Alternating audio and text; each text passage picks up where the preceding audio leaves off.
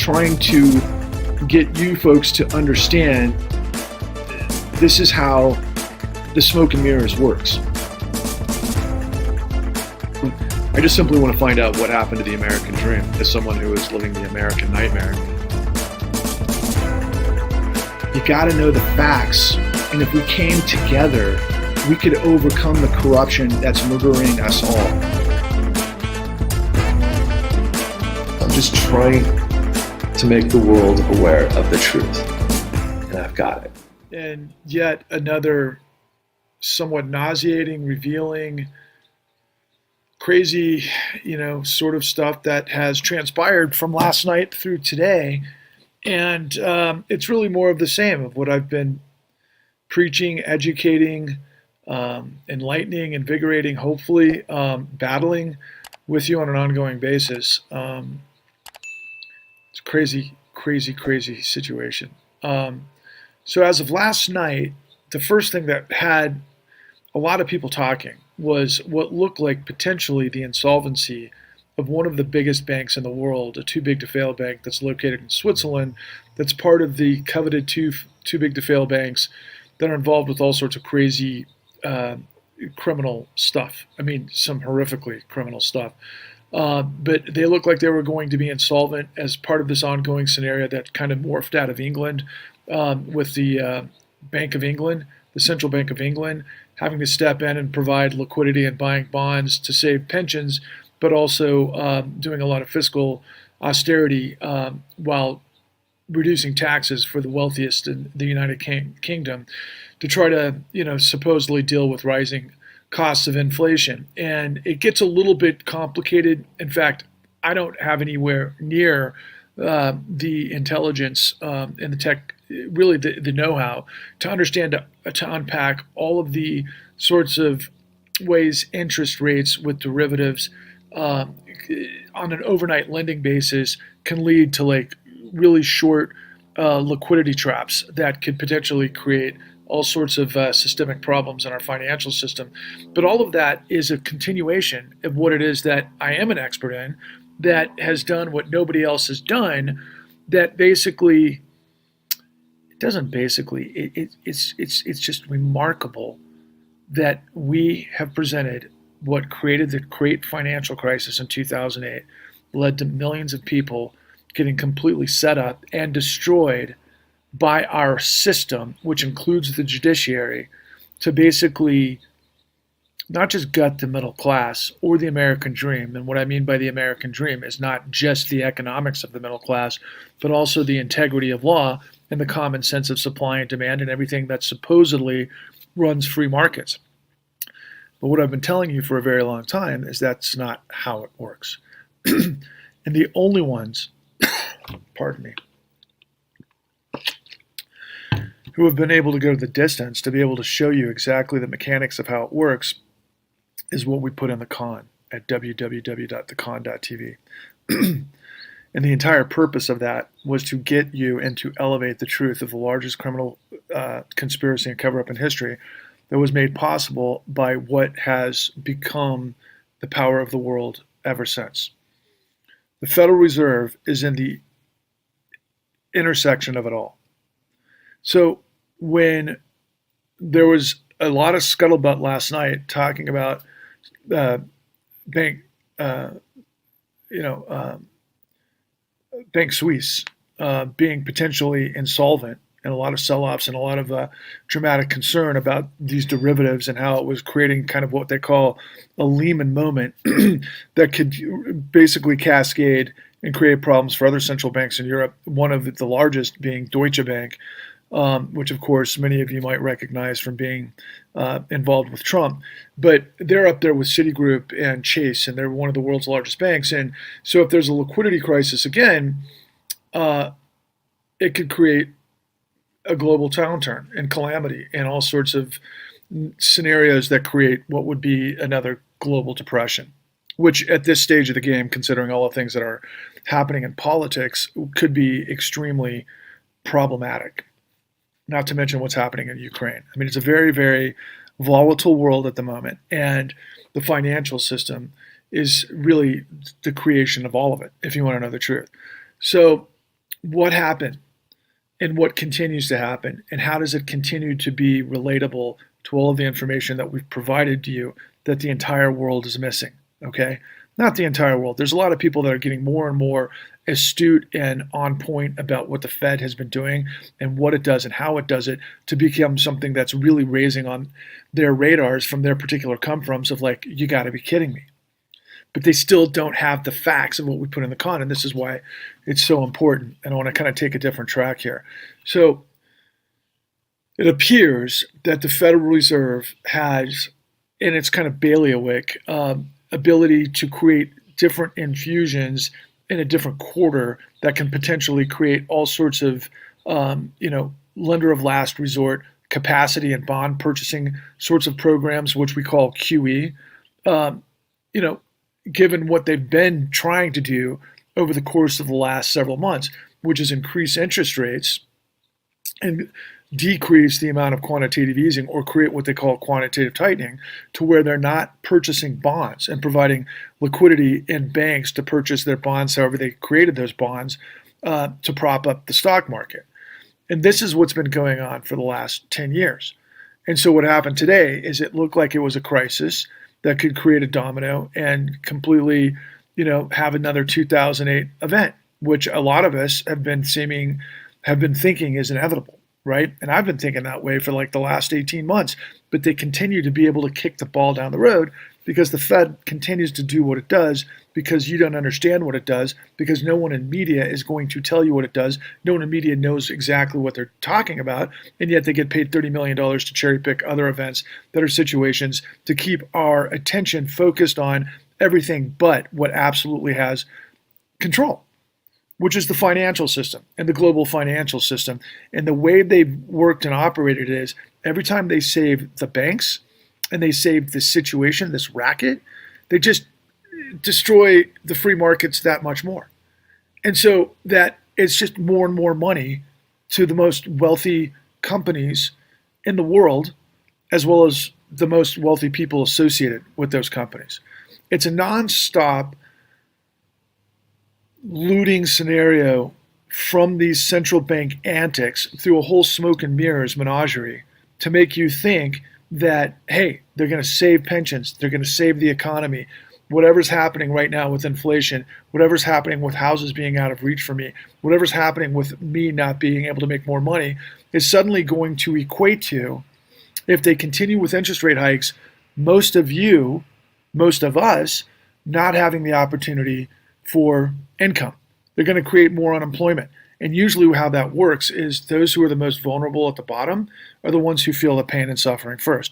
And if there's no bailout, for example, for the people, and to put this into context, because of what QE has done since 2020, we've seen $3,000 land in the lower 50% bank accounts. And by comparison, over $900,000 in the bank accounts of the 1%. That's just one aspect of this. Can you do the math? What's the difference between $900,000 and $3,000 as it spreads out?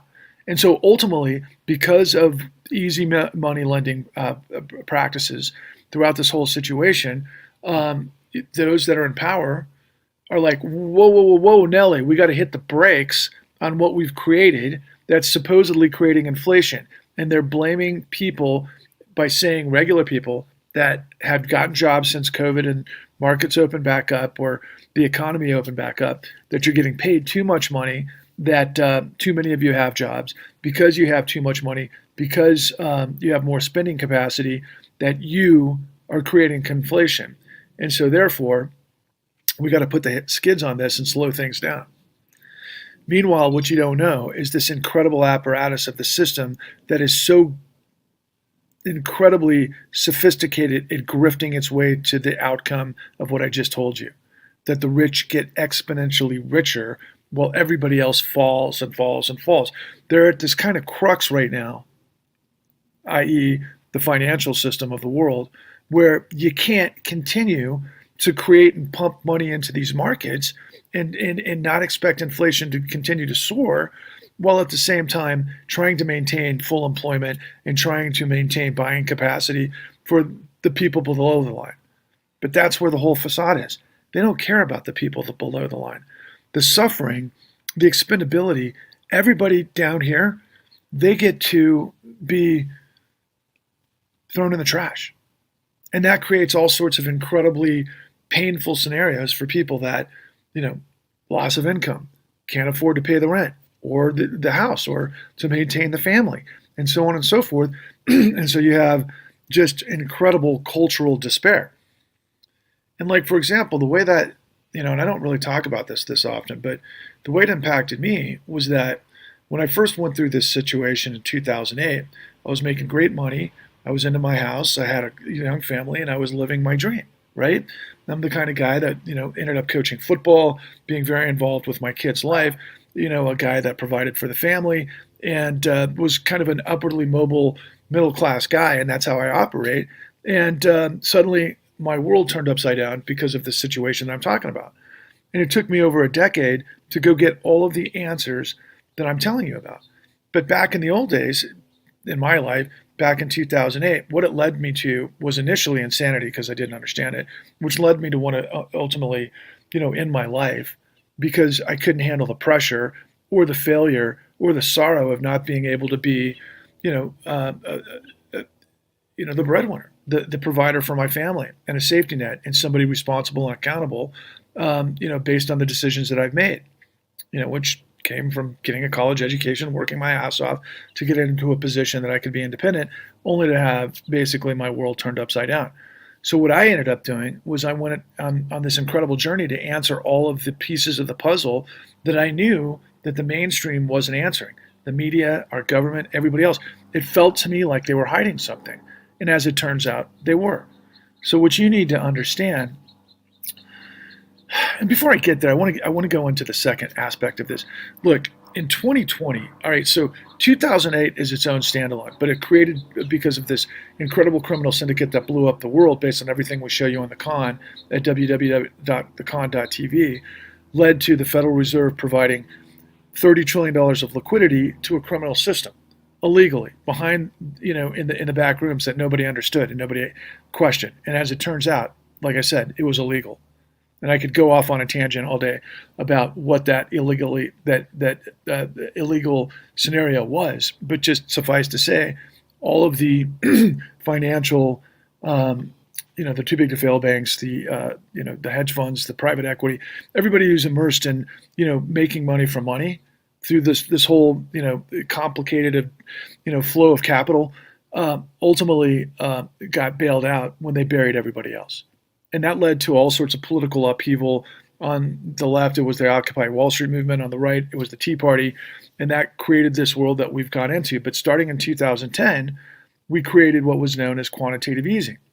And quantitative easing is just simply the Federal Reserve can say to primary dealers, which are these huge, too big to fail banks, okay, let's come up with a price for what bonds you want to sell. And they could be mortgage-backed securities. They could be all sorts of different sorts of packages they put together on consumer consumption, and then they just bought it at full value. So, like they said, let's meet on a price. Okay, let's say too big to fail bank A says, look, I've got somewhere in the vicinity of $26 billion of these mortgage-backed securities that we all know just failed. We all know are worthless, but I'm going to sell them to you for $26 billion. And the Fed did that. And they did it over and over and over, and they never stopped doing it. They did it for the last 12 years, okay?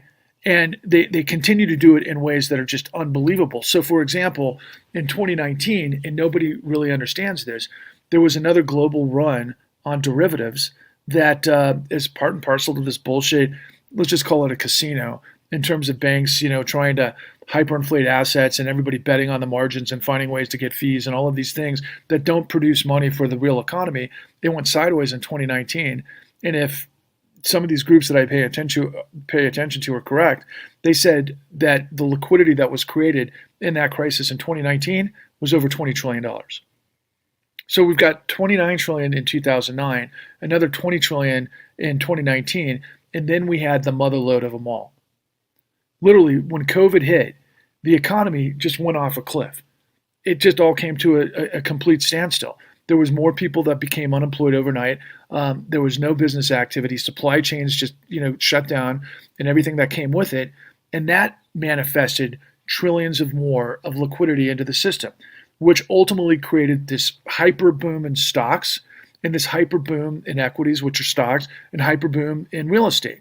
Even though nobody's buying houses because nobody's got a job, but meanwhile, the people who have all the money are buying assets because that's what we do. We give money to the richest people in the world, really, to prop up what appears to be an economy. Meanwhile, everybody's fucking falling through the cracks.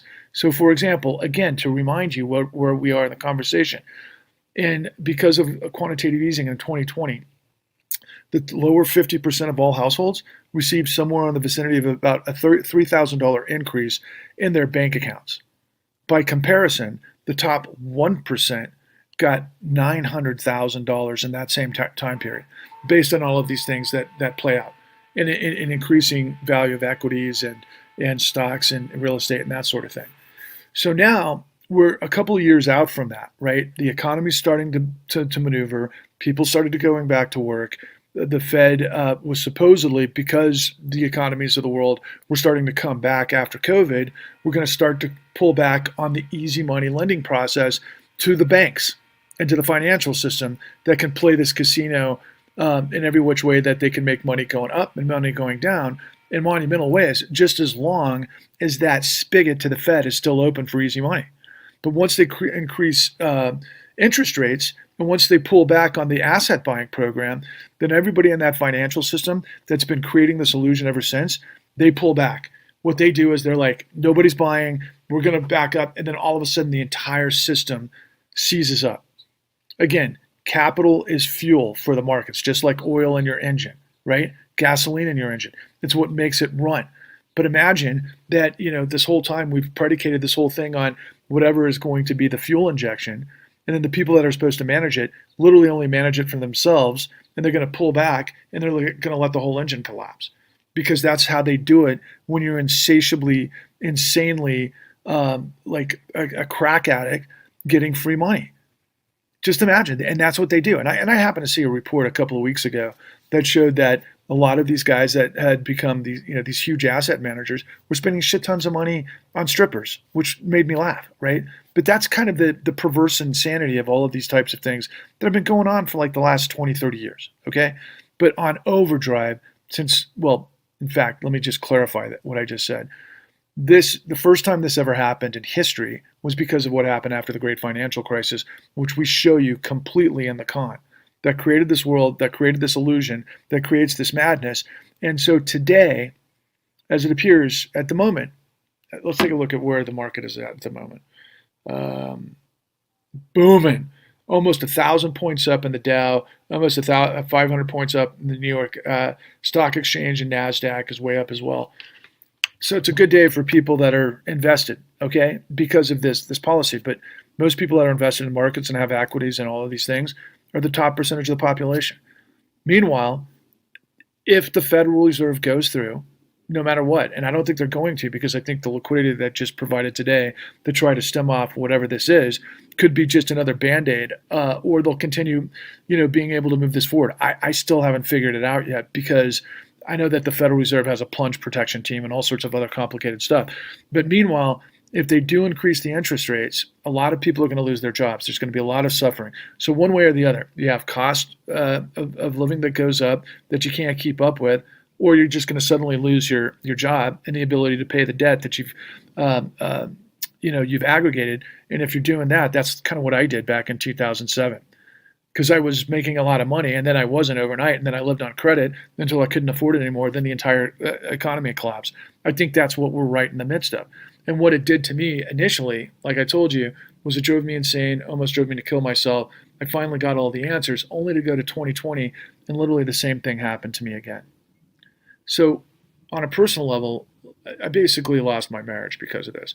My son, very difficult times for him over the course of the last 3 years. Thank God he's starting to pull back out of it. But, the pressures are still there. My separated wife, she's bounced into action. She's actually doing pretty well right now, but we're separated.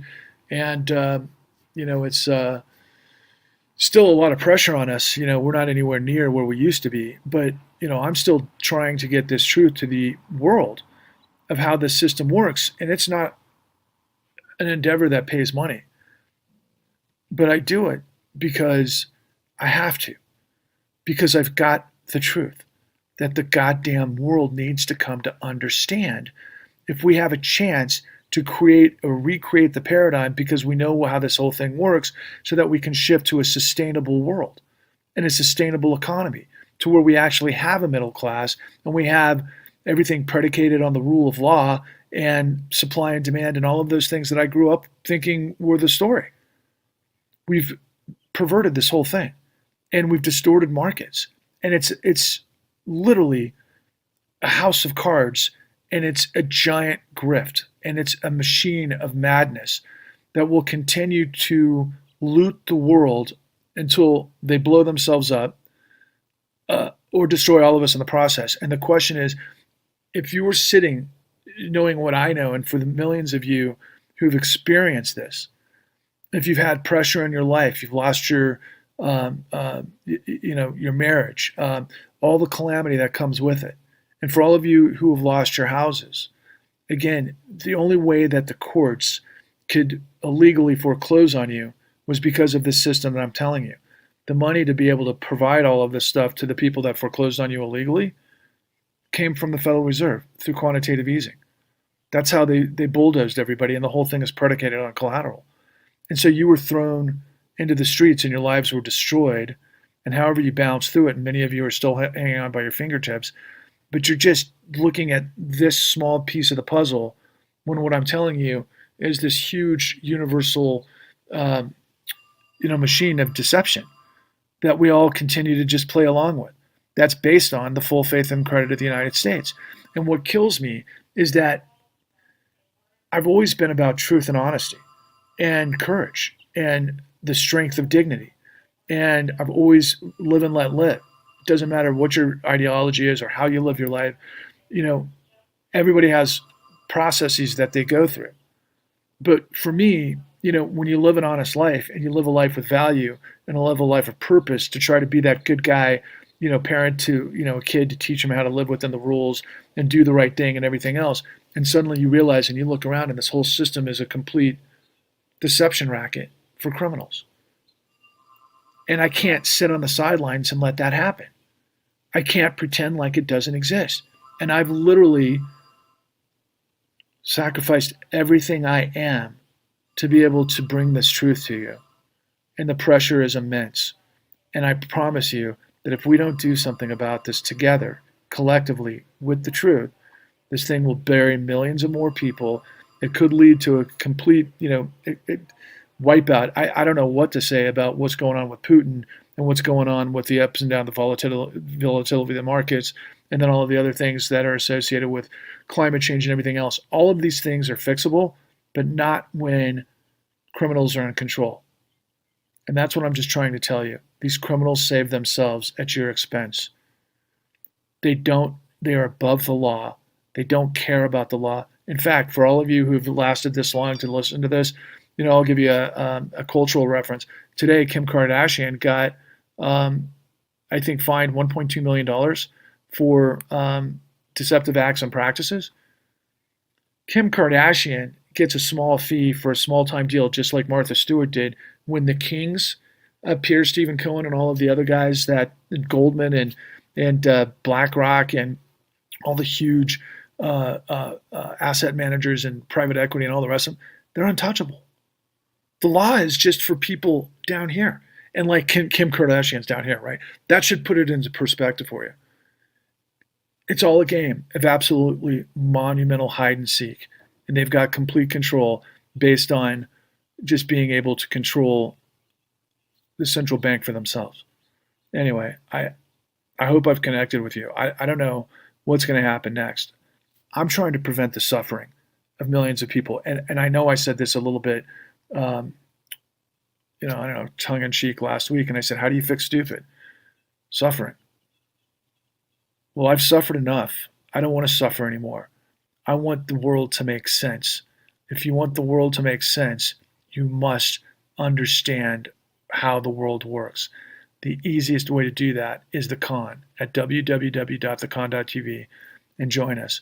We're trying to bring as much attention to this insanity as we can to elevate the truth above the sea of noise and lies. We live in a system where people can lie out of their ass and become absolutely insanely rich because you don't understand how it works.